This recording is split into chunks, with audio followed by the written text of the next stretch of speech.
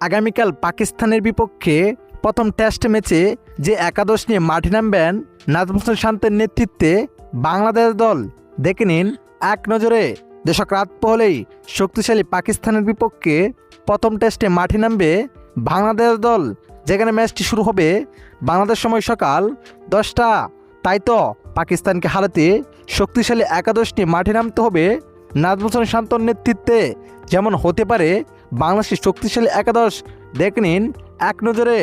Number 1 Sadman ইসলাম, number 2 Tanzid Hasan Tamim, number 3 Mominul Haque, number 4 Nazmul Hossain শান্ত অধিনায়ক, number 5 Mushfiqur Rahim, number 6 Liton Kumar Das, number 7 মেহেদী Hasan Miraj, number 8 Taijul ইসলাম, number 9 Taskin Ahmed, number 10 Nahid Rana ও number 11 Shariful Islam.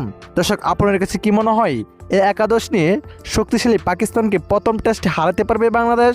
অবশ্যই জানিয়ে দেবেন আপনার মতামত এই ভিডিওর কমেন্ট বক্সে। ধন্যবাদ।